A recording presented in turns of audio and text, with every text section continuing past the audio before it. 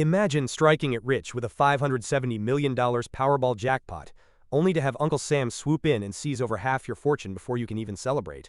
The Powerball madness is ramping up once more, jackpot soaring to $570 million following Saturday's no-winner draw.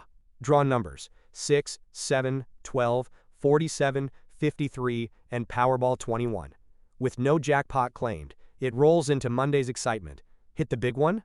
You've got options. The advertised $570 million annuity paid out gradually over 30 years, or the ever-popular lump sum of $266.9 million up front. Most winners opt for the cash. Who wouldn't want it now? But brace yourself for the tax hammer. Right off the bat, the IRS withholds 24% for federal taxes on prizes over $5,000, dropping your haul to $202.8 million. Then comes the federal marginal rate, peaking at 37% for high earners, which could shave it down to roughly $168 million. Don't forget state taxes. They're zero in lottery-friendly spots like California, Texas, or Nevada, but climb to a stinging 10.9% in New York, or 8% in states like Oregon. Your final take-home? Potentially less than a third of the headline figure. Take the recent Georgia Mega Millions champ, who snagged $980 million last weekend. They're walking away with far less after the taxman deducts his share.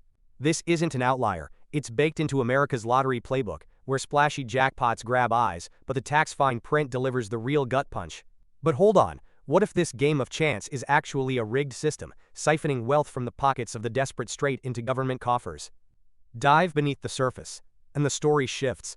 Mainstream outlets hype these mega prizes as rags to riches tales, the epitome of the American dream, where anyone can win big. But let's challenge that narrative. Why does the US slap such punishing taxes on lottery winnings, while countries like Canada, Australia, or the UK let winners pocket the full amount tax-free? The straightforward answer from the IRS is that prizes are ordinary taxable income, just like wages or investments, subject to brackets up to 37% federally. States pile on, arguing the revenue fuels essential services, schools get billions for education, roads and infrastructure see upgrades, and even gambling addiction programs receive a cut. In 2023 alone, U.S. lotteries generated a staggering $113 billion in sales, with states netting about $30 billion after prizes and operations, money that supposedly eases taxpayer burdens without hiking income taxes. Yet here's the angle rarely spotlighted: this system disproportionately preys on low-income and minority communities. Studies from the National Institutes of Health show that lower-income households, especially non-white ones, buy far more tickets relative to their earnings. In Georgia, for instance, research found these groups drive higher lottery purchases, effectively transferring wealth upward.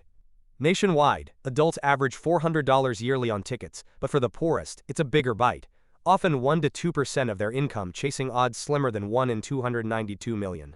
Critics, including economists from the Federal Reserve, dub it a, quote, regressive tax, hitting the vulnerable hardest while funding programs they rely on most. Neighborhoods with lottery retailers boast poverty rates nearly double those without, per reports from Capital News Service. And the human cost? Winners frequently flame out. Bankruptcy rates soar within 3 to 5 years due to overspending, shady advisors, and that initial tax shock leaving them with 40 to 60% less than expected. Meanwhile, the real winners? State governments and multinational lottery operators like Scientific Games, who pocket billions in fees. It's not just revenue generation. It's a behavioral trap, luring players with dopamine hits of hope, marketed aggressively in underserved areas via convenience stores and ads. Flip the script further. Lotteries ballooned post-1980s as states sought painless funding amid tax revolts, but they've morphed into a multi-billion-dollar wealth extractor from the bottom rungs of society, perpetuating cycles of inequality under the guise of voluntary fun. So is the Powerball truly a shot at freedom, or merely another mechanism stacking the deck against everyday dreamers?